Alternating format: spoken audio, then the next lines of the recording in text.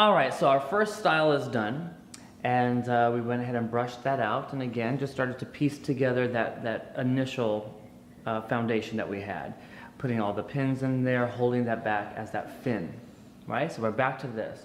So I thought to myself, let's do something a little bit more punchy, a little bit more edgy, take it to the next extreme. So again, we've over-directed all the hair, again, brushing out all of our previous hairspray. And what I'm gonna do now is I'm gonna take, again, 45-degree angle here, and I'm going to be over-directing the hair all into this position, and we're going to be buckling that backwards and going into a little bit more of a pompadour shape. What I want to do with this is I don't want anything that's going to be too molded. So if I grab this hair and I start to do a roll, I don't want my roll to be too pretty, so to speak. I want it to be a little bit more edgy. So the one technique that I've been doing that I really, really like a lot, that really helps with the finishing details, again, taking it more editorial. I'm going to go right above the ear here because I'm going to over direct the hair this way. Right above the ear here, and just a slight zigzag all the way over to her right temple, right? So just a little tiny zigzag section there. I'll grab a little bit more in here. And we're gonna actually pin this out of the way. So we grab this little veil, okay? And we went it's a zigzag, but you can see there's parts that are a little thinner. This is a little bit chunkier in here. I like that. So that's why we go for a little bit more of that zigzag.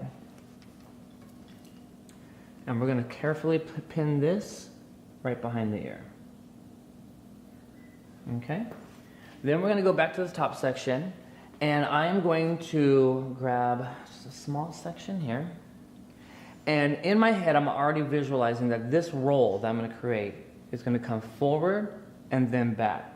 So if it's going to fall backwards, I need this to be smoother. So on the opposite side, a little bit of zero gravity working spray at the base, and just a little bit of back brushing. So you'll notice in these looks, you don't see me going to town on this, right? It's very, very light, just at the base. Okay, and it kind of keeps that together. And this is gonna be a little bit more smoother underneath.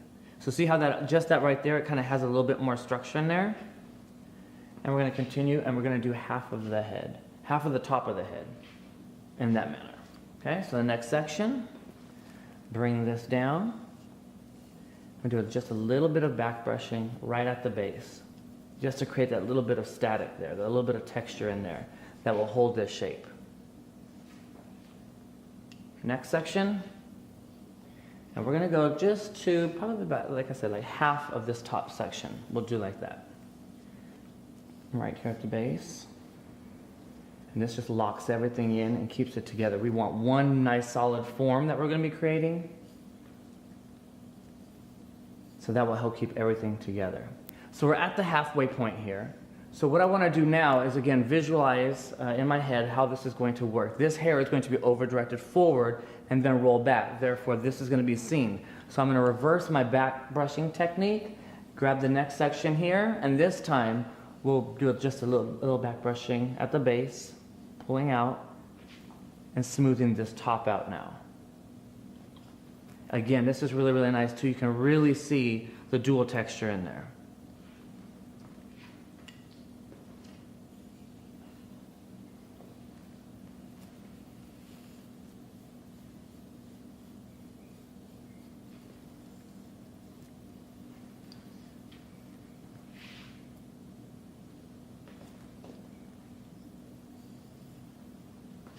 So I'm here at my last section that I'm over-directing forward, and this ponytail from the previous braid, this ponytail we're actually going to incorporate also into this top piece.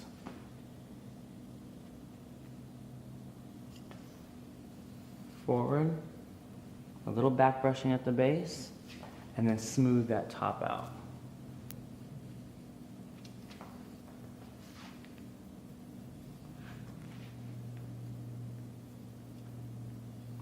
All right, so my next step is going to be a little bit of, we'll call it like an optic illusion, if you will. We're going to give it just a little bit of enhancement, kind of a 3D effect. What I'm going to do is, because I have the crimped texture, you can see in the crimped texture, and that's in this, that whenever you crimp the hair, automatically you get a little bit more of a matte finish on it. So what I'm going to do is I'm actually going to go in with a product called Shine Crafter from Sebastian. It's a new shine pomade. Just a little bit, right? It has a nice iridescence into it. And right on this top surface, I'm just going to start to palm this right onto the surface of this shape. And the reason I'm doing this is I really want a high contrast shine right here, so that when I grab this hair here, flip this back, we have a little bit more of a matte finish, but behind it is a high gloss.